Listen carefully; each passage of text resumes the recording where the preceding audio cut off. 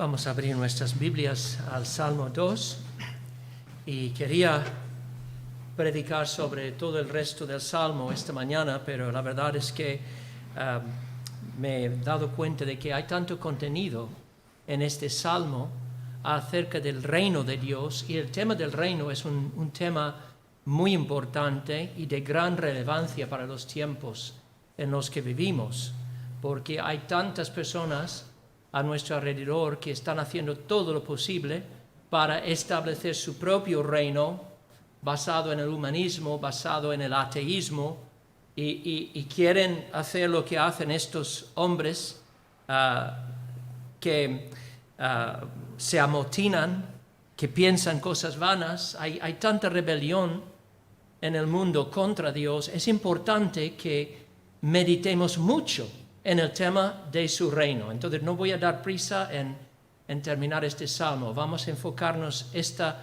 mañana en los versículos 7 al 9 del Salmo 2. La semana pasada comenzamos a estudiar este salmo y vimos que en un sentido Dios siempre ha sido rey sobre este mundo.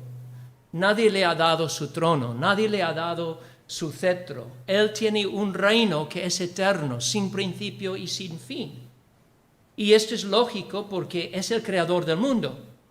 No consultó con nadie cuando Él decidió crear el mundo desde toda la eternidad. Él es la fuente de toda autoridad, todo poder, y con su poder infinito Él habló y creó todo por la palabra de su poder. Y ahora sostiene todo, dirige el curso de la historia y tiene este reino de soberanía absoluta sobre la creación que es desde siempre. Pero vimos que el Salmo 2 tiene otro enfoque.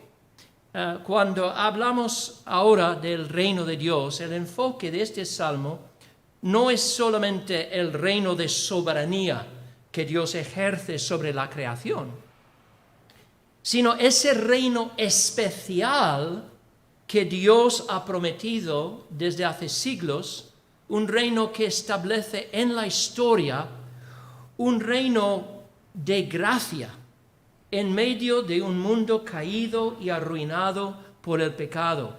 Es un reino espiritual que Dios establece, un reino en el cual dominará para siempre la justicia de Dios, la paz de Dios y el amor de Dios.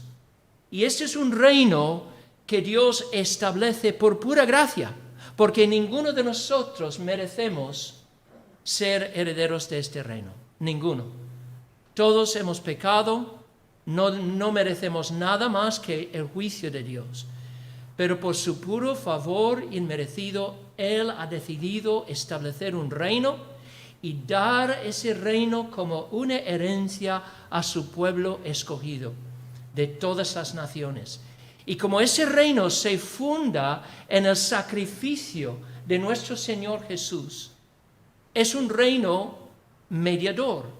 Es un reino establecido a través del único mediador entre Dios y los hombres, Jesucristo, hombre. Y Cristo vino a este mundo precisamente con el propósito de establecer este reino prometido desde hace siglos por los profetas.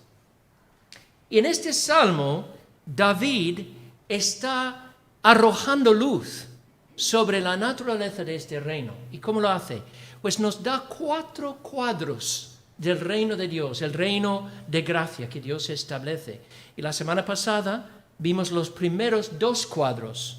No sé si os acordáis cuál es el primer cuadro. Es un cuadro de la rebelión humana. Porque el reino de Dios se establece en medio de un mundo hostil. Un mundo que siempre se opone a la autoridad de Dios. Entonces, vemos hoy, como en todas las generaciones anteriores, una fuerte oposición al reino de Dios por parte del mundo, y es una oposición dirigida principalmente por los gobernantes de este mundo, los reyes y los príncipes de la tierra, que están siempre tratando de establecer leyes y establecer un orden mundial que se opone a los valores del reino. Es un cuadro de rebelión, pero luego viene el segundo cuadro, el cuadro de la burla divina. Dios se burla de los hombres en todos sus esfuerzos de oponerse a su reino, porque aunque ellos se resisten a rendirse a Él, su reino viene con un poder irresistible. Viene con toda seguridad, primero porque es un reino celestial, como dice en Salmo 2, el que mora en los cielos se reirá. Dios establece su reino con el poder de lo alto. No se establece con fuerza de ejércitos, no se establece a través de alianzas políticas, no se establece por la sabiduría humana, se establece con el poder irresistible del cielo.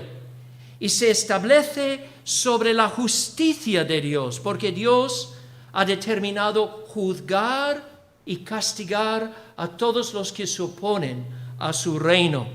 Como dice, luego hablará a ellos en su furor y los turbará con su ira. Es un reino celestial, es un reino de justicia y en tercer lugar es un reino de gracia. Cuando se habla aquí en el versículo 6 de Sión, dice, pero yo he puesto mi rey sobre Sión, mi santo monte. Vimos que Sión es el emblema, es el mismo símbolo de la gracia de Dios, porque allí en Sión Dios se reunía con su pueblo para derramar sobre ellos en abundancia su gracia a través de los sacrificios de la ley y en último lugar a través del sacrificio de nuestro Señor Jesús, porque Él también fue sacrificado en el monte Sión, y de Sión fluye la gracia de Dios para siempre hacia los hijos de Dios. Entonces, estos dos cuadros nos dicen mucho sobre la naturaleza del reino. Es un reino irresistido por los hombres, pero debemos estar de buen ánimo, porque aunque los hombres se resisten a Dios y se rebelan contra Dios, es un reino irresistible. Viene con un poder imparable, el poder del cielo sobre el fundamento de la justicia de Dios y por su pura gracia. Pues esta mañana quiero que consideremos el tercer cuadro en los versículos 7 y 9. Y es un cuadro del decreto de Dios. El decreto que Dios promulga, que es la garantía del establecimiento de este reino. Leemos en el versículo 7. Y el ungido está hablando aquí. Yo publicaré el decreto. Jehová me ha dicho, mi hijo eres tú, yo te engendré hoy.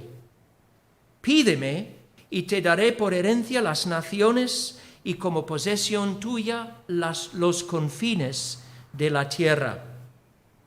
Los quebrantarás con vara de hierro, como vasija de alfarero, los desmenuzarás. Pues este tercer cuadro presenta el reino de Dios como el fruto de un decreto divino. David quiere que sepamos que el reino de Dios es un reino decretado por Dios mismo. Y cuando hablamos del decreto de Dios, estamos hablando de una declaración que Dios ha hecho acerca de su ungido. Y como la palabra de Dios no puede fallar, Dios no puede retirar, ni dejar caer por tierra sus palabras. Por eso sabemos que el reino tiene que venir necesariamente porque Dios lo ha decretado. Mira lo que dice aquí. Dios va a establecer su reino y Este decreto afirma tres cosas. Afirma la identidad del Hijo, afirma la herencia que Dios va a dar a su Hijo y afirma la autoridad que su Hijo tiene para juzgar. Entonces, este es el bosquejo. Si queréis saber el bosquejo del sermón, vamos a ver esta mañana cómo es por medio de este decreto Dios afirma la identidad de su Hijo, la herencia de su Hijo y la autoridad de su Hijo. Primero, esta palabra decreto. ¿Qué quiere decir decreto? Pues en el hebreo, esta palabra se usa normalmente para referirse a una ordenanza o un estatuto que Dios le da a los hombres. Por ejemplo, en la ley de Moisés sabemos que Dios les dio a los judíos muchos estatutos para gobernar todos los aspectos de su vida. A través de sus estatutos, sus ordenanzas, Dios determinó cómo tenían que adorarle, cómo tenían que ofrecer sus sacrificios, qué podían comer y no comer, cómo tenían que sembrar sus campos, cómo tenían que hacer su ropa. Todo fue establecido por medio de ordenanzas. Y este es el significado principal de esta palabra decreto. Un decreto es una ordenanza, un estatuto.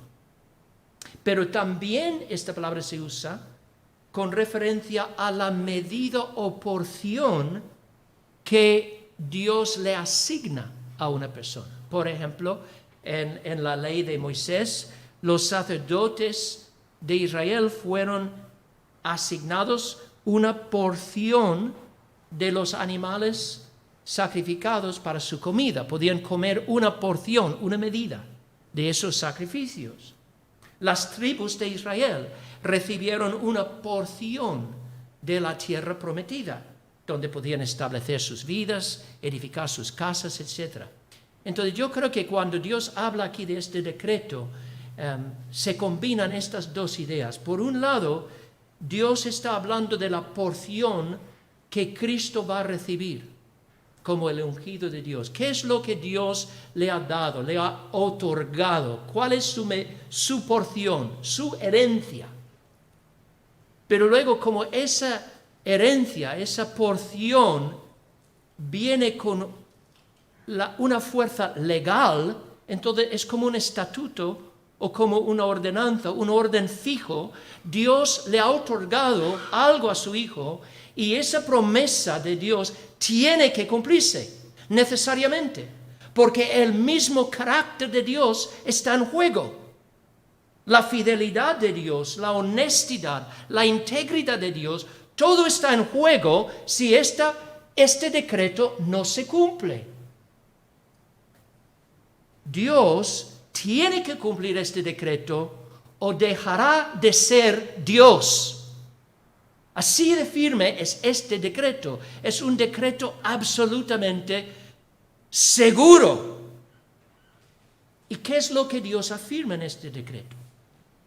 Primero, la identidad de su ungido. Dice, y fijaos, el decreto es promulgado por Dios, dirigido al ungido, a Cristo, y Cristo es aquel que proclama o publica este decreto al mundo. Cristo es el primer evangelista en un sentido, porque este decreto es el evangelio, son las buenas nuevas de Dios al mundo.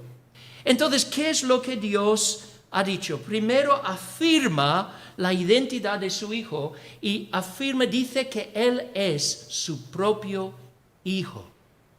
Jehová me ha dicho, mi Hijo eres tú, yo te engendré hoy. Es una declaración interesante, ¿no?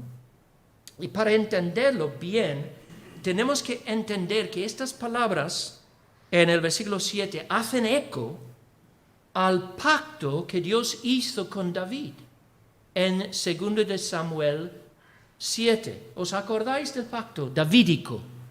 Cuando Dios hizo un pacto con David, David había expresado al profeta de Natán su deseo de edificar una casa para Dios. Dijo, aquí estoy en una casa de cedro pero el arca del pacto está todavía en cortinas, entre cortinas, es decir, en una tienda, y él quería construir una casa, es decir, un templo hermoso y grande, para servir como el hogar, digamos, permanente del arca, el arca del pacto. Pero Natán, siendo profeta, le reveló la respuesta de Dios a su deseo. Y Dios básicamente le dijo, mira, David, tú no tienes que edificarme una casa. Yo no he pedido eso. Al contrario, yo te voy a edificar una casa. Y lo que Dios quería decir es que iba a establecer la dinastía de David, establecer su trono sobre Israel para siempre. Dice en 2 de Samuel 7:16, y será afirmada tu casa y tu reino para siempre delante de tu rostro, y tu trono será estable eternamente. Y además, Dios le dijo que después de su muerte, un descendiente de sus propios lomos, él no solo se sentaría sobre el trono de Israel y reinar, él edificaría una casa para Dios. Dice el Señor, cuando tus días sean cumplidos y duermas con tus padres, yo levantaré después de ti a uno de tu linaje, el cual procederá de tus entrañas, y afirmaré su reino. Él edificará casa a mi nombre, y yo afirmaré para siempre el trono de su reino. Y fijaos en las próximas palabras. Yo le seré a él padre, y él me será hijo. Ahora bien, esas palabras, esa profecía de Dios, se cumplió de forma inicial en el reino de Salomón, el hijo inmediato de David. Porque a través de Salomón, la dinastía de David fue establecida en Judá. Salomón ciertamente se sentó sobre el trono de David, y como rey de Israel cumplió el deseo de su padre David al construir una casa para el arca de Dios. Y por eso Salomón, como el rey de Israel, fue declarado como hijo de Dios en el sentido monárquico, porque lo que tenemos que entender es que Dios es el soberano supremo sobre toda la tierra. Pero bajo la ley de Moisés, Dios escogió a ciertos hombres para servir como sus virregentes en la tierra, gobernando a su pueblo en el nombre de Dios. Y a esos hombres Dios les confirió el título hijo por el oficio que tenían. Eran sus hijos porque servían en su lugar, servían en su nombre, con una autoridad delegada por Dios. Es parecido a lo que Dios dice acerca de los jueces. En un salmo, Dios llama a los jueces dioses, pero no que sean realmente dioses, es que sirven como en el lugar de Dios. Entonces, en un sentido, todos los reyes de Israel, descendidos de David, se consideraban los hijos de Dios en este sentido monárquico. Incluso nuestro Señor Jesús es hijo de Dios en este sentido monárquico, porque Él es descendiente de David y ocupa el trono de David para reinar sobre Israel. Pero, y aquí tenemos que añadir algo muy importante, en Jesús las palabras de 2 Samuel 7:14, yo le seré a él padre, y él me será a mí hijo, tienen un sentido muchísimo más profundo que en el caso de cualquier otro rey, porque Cristo es el Hijo de Dios en un sentido totalmente único. Ningún otro rey, pues, podía cumplir la profecía de Natán a David como Jesús. Porque fijaos en Salomón. Salomón construyó una casa para Dios, pero ¿qué pasó después? Pues Salomón mismo murió, luego su reino fue dividido y después los babilonios invadieron la tierra de Israel y quemaron y destruyeron por completo la casa que Salomón había construido. En un sentido, Salomón fracasó. La profecía se cumplió en él, pero solamente de forma parcial. Pero Jesús, la promesa del pacto davídico se cumple perfectamente. En primer lugar, porque Él se sienta sobre el trono de Israel para siempre.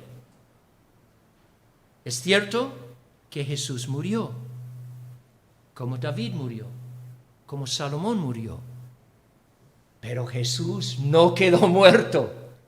Su cuerpo no se descompuso en la tumba. Él se resucitó y al resucitar, Él ascendió al cielo y se sentó a la diestra del Padre en el lugar de autoridad suprema. Y nadie jamás le quitará de su trono. Nadie jamás dividirá su reino. Él reina para siempre con una autoridad absoluta, ilimitada.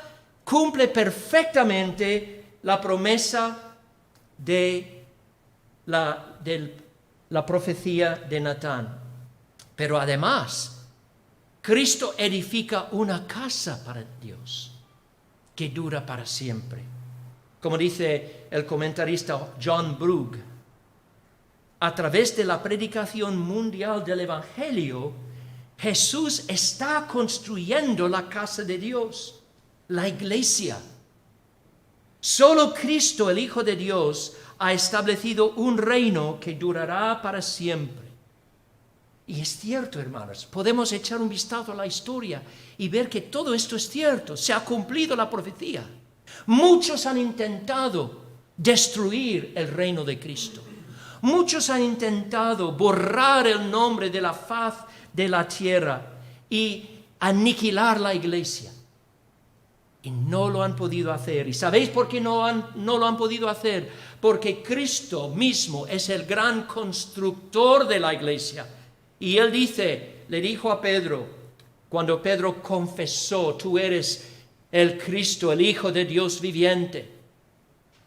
Y Cristo dijo, Pedro, sobre esa roca, la roca de esa gran confesión que ha salido de tu boca, sobre esa roca edificaré mi iglesia y las puertas del Hades no prevalecerán contra ella.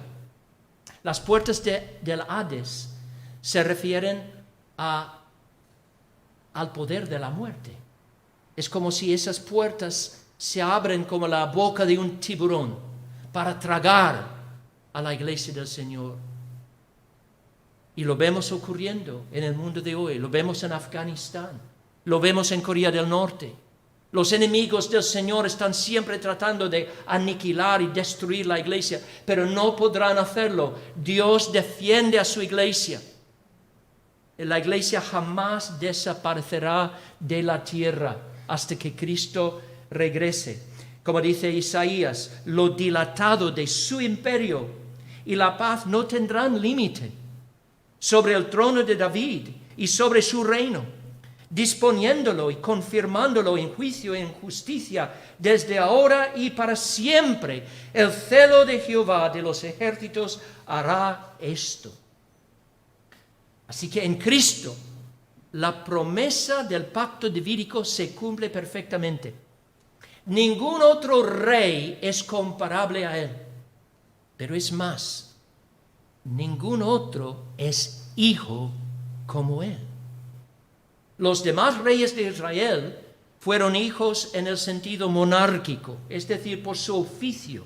Sirvieron como los virreyes de Dios en la tierra y en ese sentido fueron los hijos de Dios. Y Cristo es hijo en este sentido, pero además es el hijo en un sentido mucho, mucho más elevado, como os he dicho. Porque ese título aplicado a Cristo se refiere también a la relación especial que tiene con el Padre desde toda la eternidad.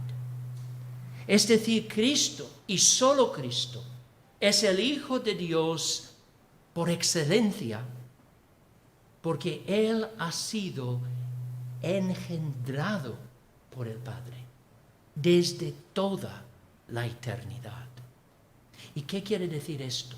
Cuando hablamos de Jesús siendo engendrado por el Padre, quiere decir que desde toda la eternidad el Padre ha querido expresar todo lo que Él es a través de uno que comparte sus atributos y vive en estrecha comunión con Él, siendo de una sola sustancia con Él.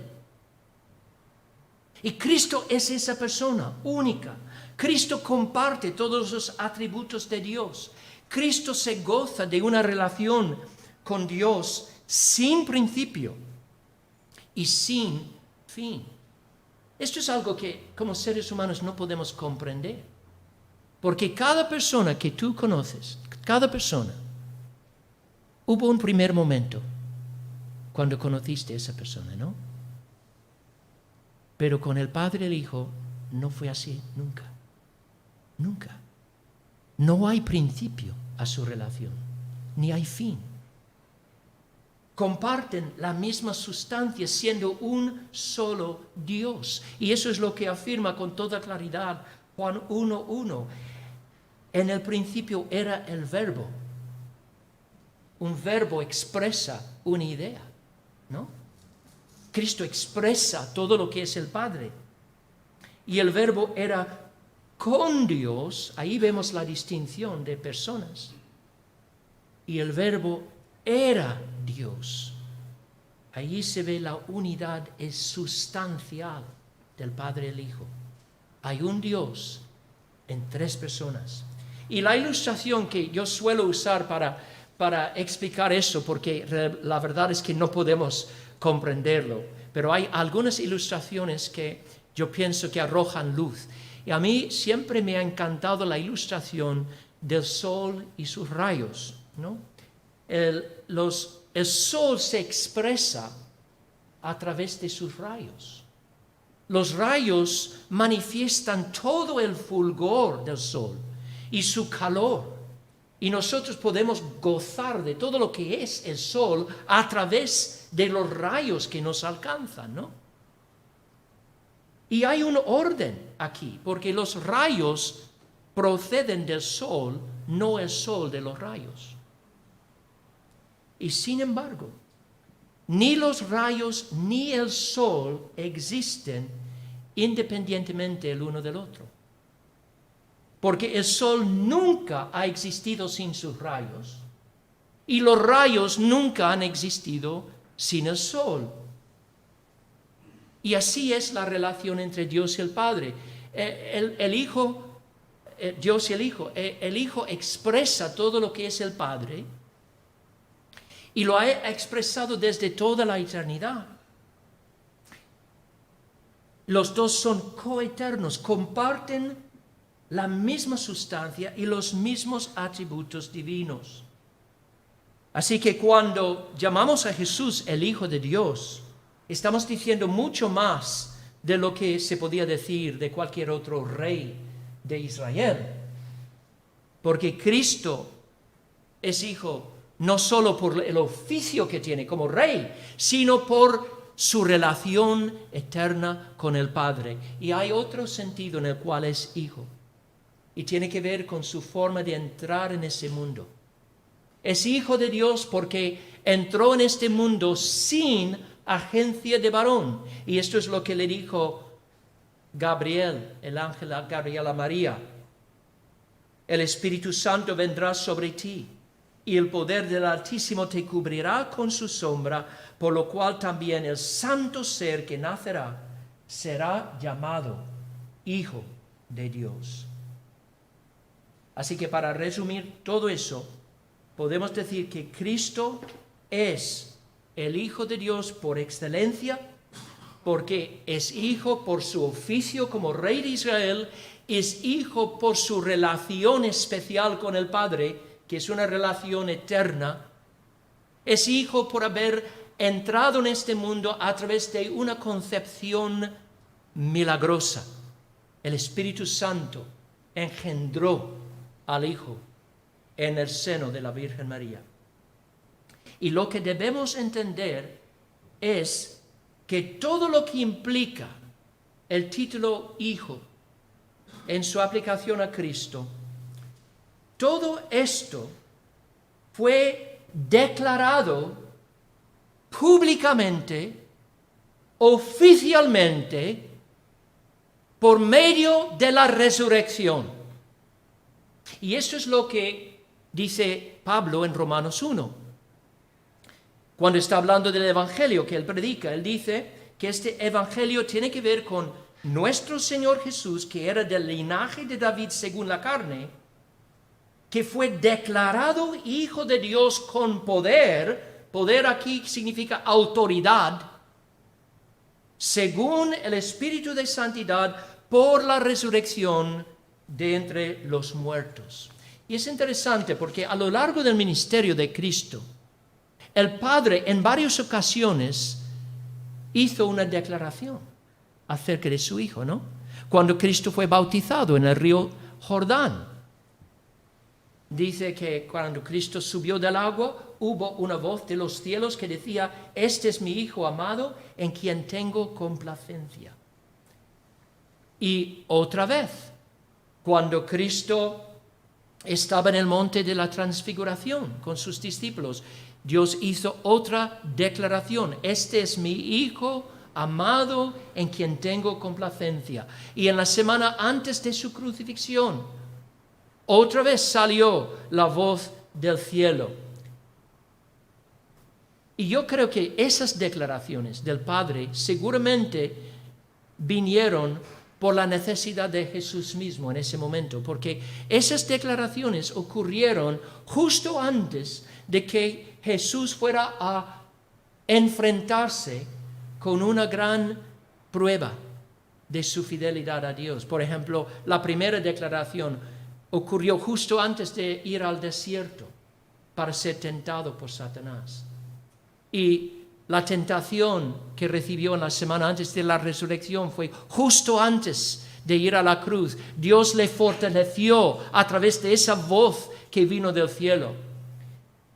Pero la resurrección misma es la declaración culminante de la identidad del Hijo, porque fue el evento que más que cualquier otro evento vindicó la integridad del Hijo, confirmó la veracidad de todas sus enseñanzas y manifestó el lugar de supremacía que el Padre le ha dado.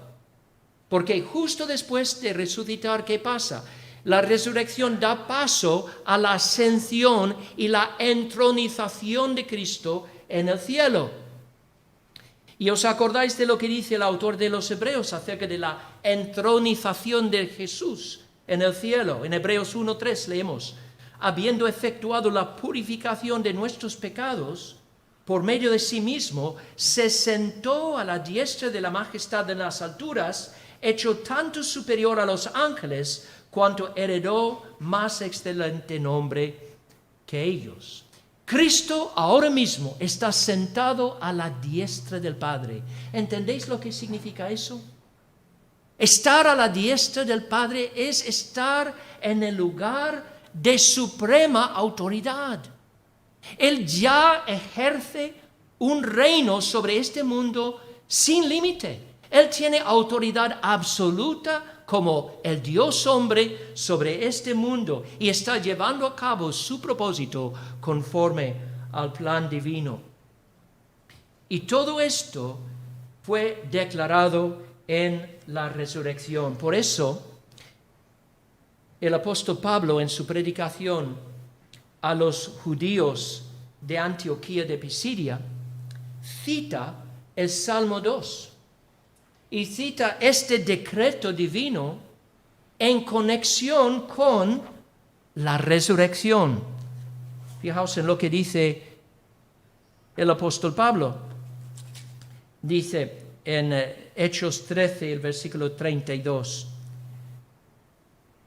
Y nosotros también os anunciamos el Evangelio de aquella promesa hecha a nuestros padres, la cual Dios ha cumplido a los hijos de ellos, a nosotros, resucitando a Jesús, como está escrito también en el Salmo 2, mi hijo eres tú, yo te he engendrado hoy.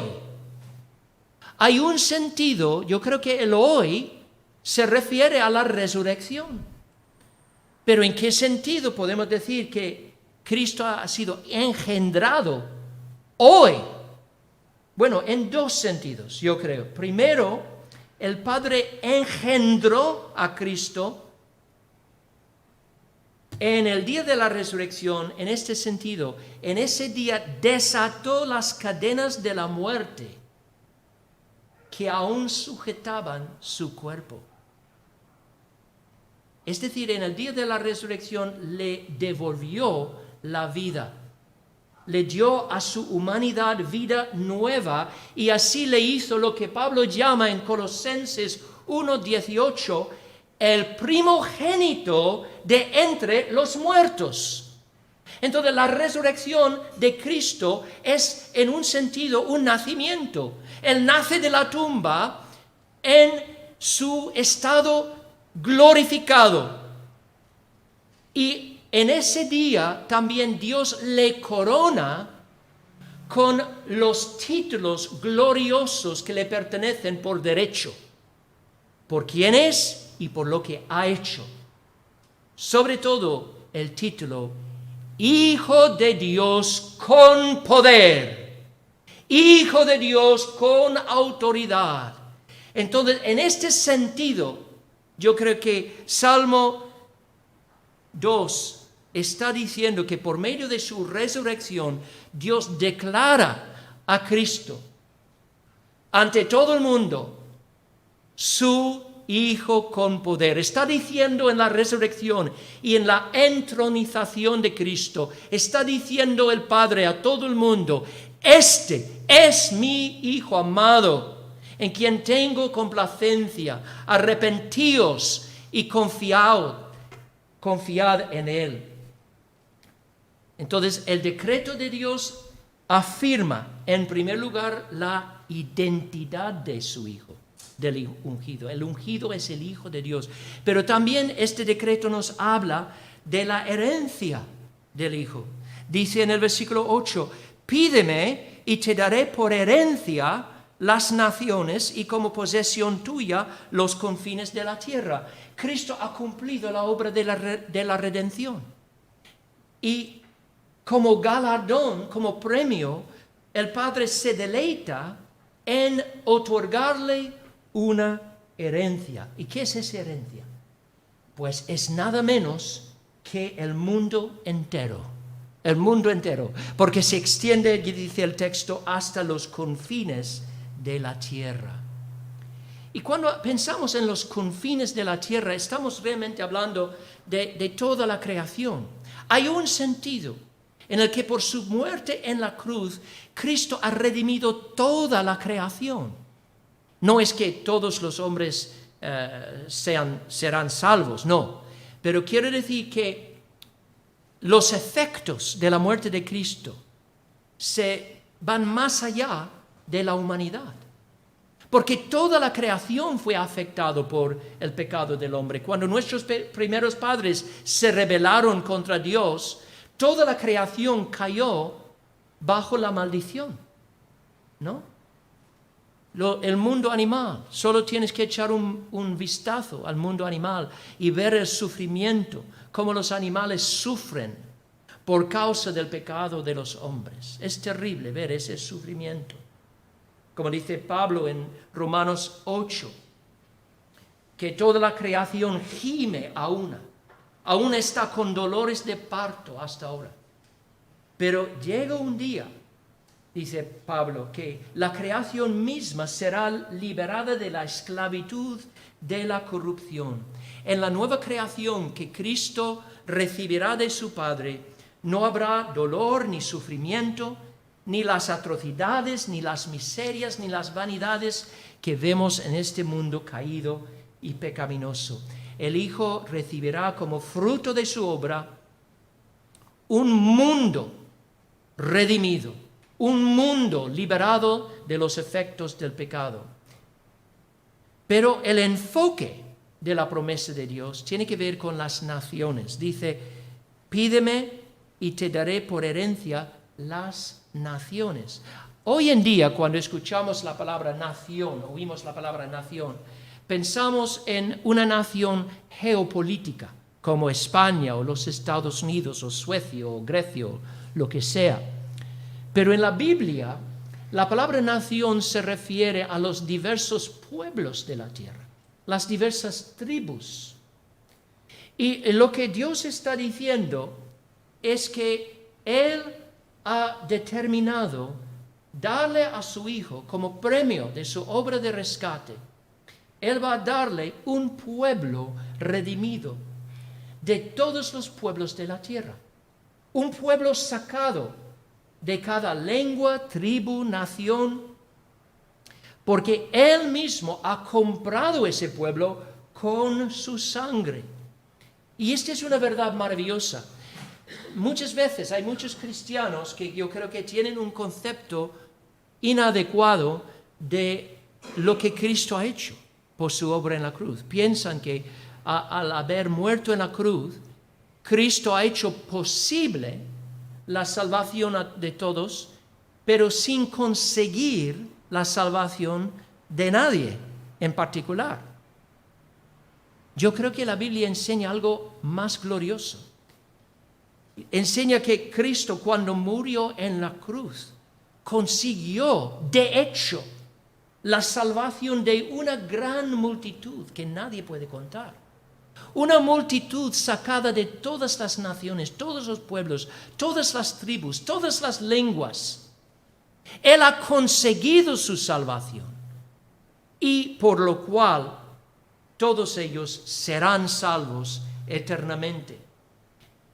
Él los ha comprado, son considerados como los frutos de su sacrificio, el linaje que Él ha engendrado al derramar su sangre en la cruz, como leemos en Isaías 53.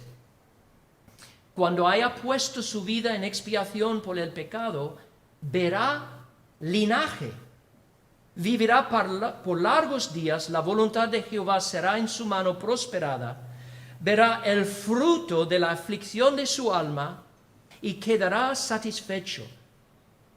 Hermano, hermana, ¿entendéis que si tú eres creyente en este día, es como fruto de la expiación de Cristo? Él te ha engendrado a través de su sangre, te ha dado luz a través de su sufrimiento, su agonía en la cruz. Sus sufrimientos fueron los dolores de parto para dar a luz la iglesia. Y el Padre ha prometido dar a su Hijo la iglesia como una herencia. Y digo eso porque Cristo mismo habla de la iglesia como una donación, un regalo, una herencia que Él ha recibido del Padre. Y vemos este lenguaje sobre todo en el Evangelio de Juan. Por ejemplo, Cristo en Juan 6:37 dice, todo lo que el Padre me da, vendrá a mí. El Padre le ha dado ciertas personas y esas personas vendrán al Hijo. Y luego dice, y esa es la voluntad del Padre, el que me envió, que de todo lo que me diere, no pierda yo nada, sino que lo resucite en el día postrero. Los que creen en Cristo son los que han sido dados a Cristo por el Padre.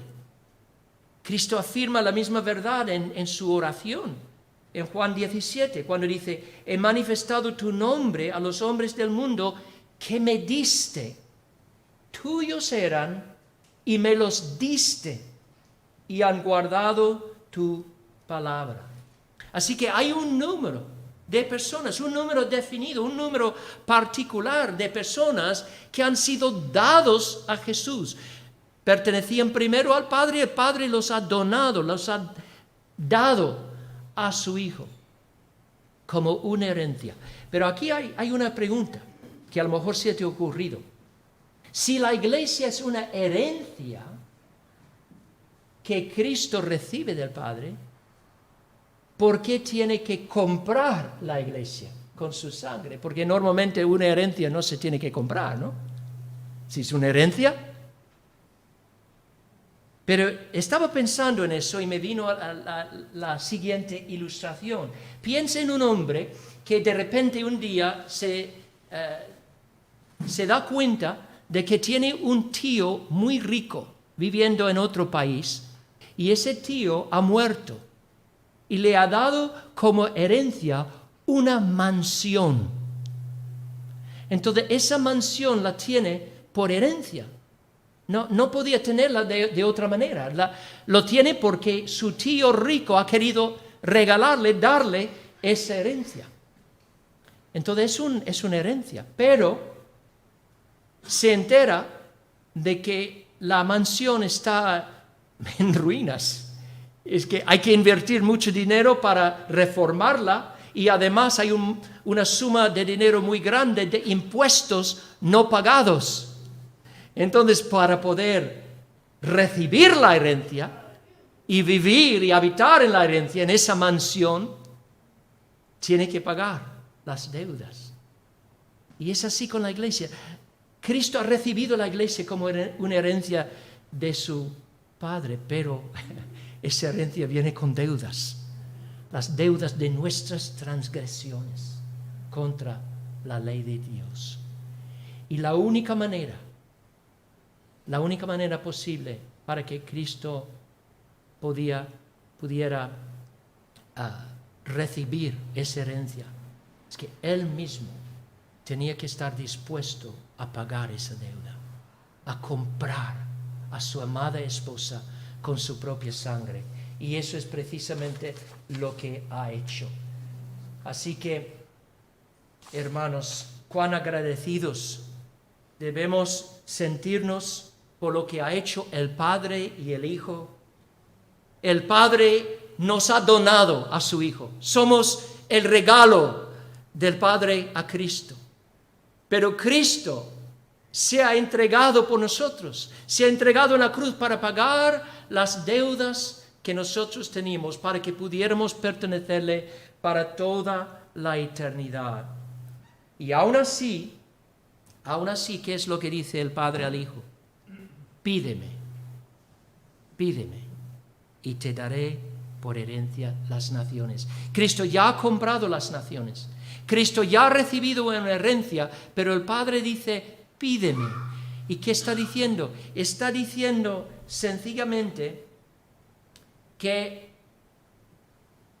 quiere que su Hijo interceda por su iglesia, para que recibamos todos los dones de gracia a través de las intercesiones del Hijo.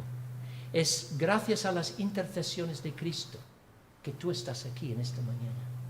Es gracias a las intercesiones de Cristo que tú no has abandonado la fe 1000 veces.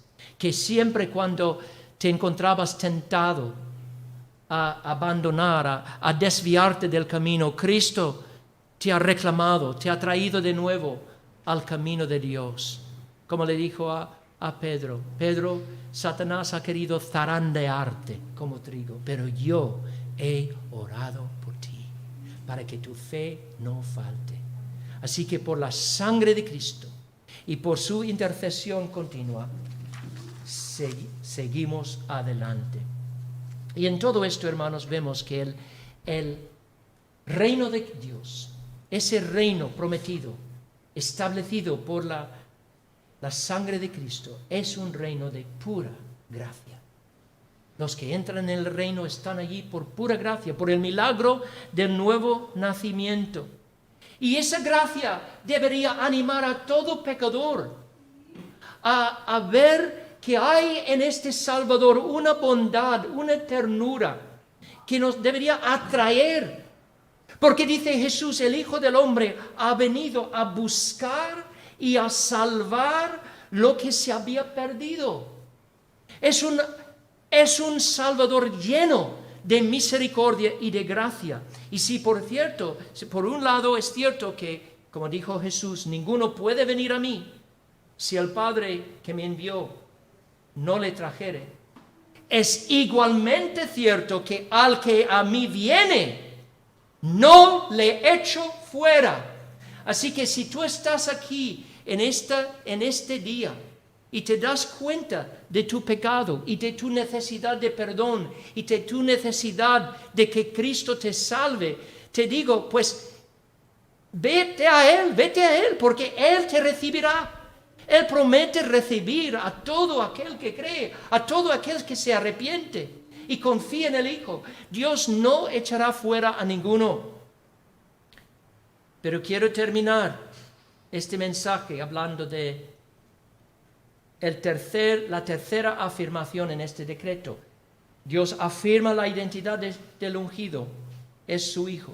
Afirma su herencia, las naciones, los confines de la tierra. Pero también afirma la autoridad del Hijo para juzgar.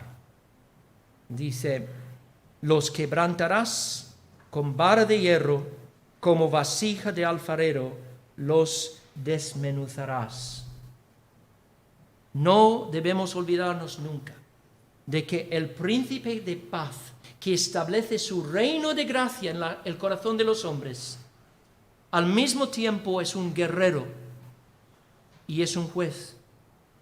Y cuando los hombres le dan la espalda y perseveran en una actitud no arrepentida a pesar de las buenas nuevas de esta salvación tan gratuita, ofrecida con tanta ternura a los pecadores, inevitablemente caen bajo el juicio del Rey. Y tiene que ser así porque Dios no será burlado. Si una persona va a tomar a la ligera el pecado y tratar el pecado como algo sin importancia, una broma, un chiste, que no pasa nada, pecar, y así persevera en esta actitud, despreciando lo que dice Dios acerca del pecado, despreciando el precio que Cristo tuvo que pagar para rescatar a los pecadores del pecado. Si persevera en esta actitud, entonces tiene que caer bajo el juicio de Dios. Tiene que aprender a duras penas lo terrible que es el pecado. Esta es una declaración muy solemne en el versículo 9. Pero no tengo tiempo ahora para exponer todo lo que está aquí ni en el resto del Salmo, pero una cosa debería quedar claro del mensaje en esta mañana, y es esto: no todos pertenecen al reino de Dios, no todos están dentro del reino, pero todos sí están sujetos a la autoridad de Jesucristo, por lo cual deberían reconocerle como su Señor. Tú no tienes que hacer a Cristo tu Señor, tú tienes que reconocerle como tu Señor. Es tu Señor si le reconoces o no.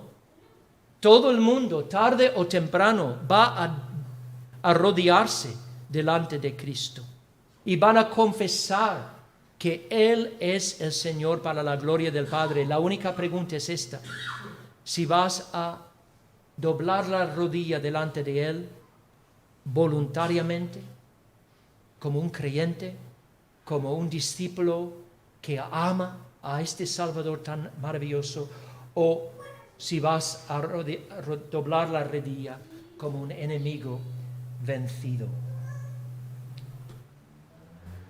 Él tiene derecho de juzgar.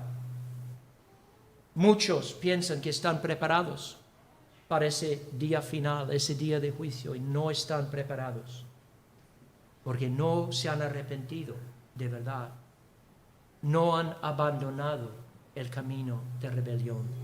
Os imploro a cada uno aquí que examinéis vuestros corazones delante de Dios, que le pidáis: Señor, ¿dónde está mi corazón delante de ti? ¿Me he arrepentido de verdad de mi pecado o estoy en rebelión contra ti? Y si estás en rebelión, te imploro que tires tus armas de rebelión. Arrodíllate delante del Señor. Recibe esa gracia y esa misericordia que Él te brinda en el Evangelio. Es un Salvador tan bueno, tan misericordioso. El Rey conquistará a todos al final, pero bienaventurados son aquellos que sean conquistados por gracia ahora, en lugar de ser conquistados por su juicio más adelante. Amén. Vamos a orar. Señor, te damos gracias por tu palabra y te damos gracias por lo que tú revelas en este texto acerca del decreto que tú has promulgado, que es la garantía de la venida del reino. Gracias, Señor, que tu reino vendrá sin lugar a dudas. Vendrá por el poder irresistible del cielo, fundado sobre la justicia de Dios y la gracia de Dios. Y te pido, Señor, que en este día que tú tomes estas palabras que he dicho, este esfuerzo de exponer tu palabra, Señor, bendice estas palabras para la bendición espiritual de tu pueblo y para la salvación de los no convertidos, Señor, para que cada uno pueda recibir esta palabra y aplicarla conforme a su necesidad, a su propia vida. Señor, gracias por Cristo, gracias por habernos dado una entrada a su reino por medio del nuevo nacimiento, los que te conocemos, Señor. Y te pedimos, Señor, que nuestros corazones puedan deleitarse y regocijarse todos los días en la soberanía suprema de nuestro Señor y Salvador, porque te lo pido en su nombre.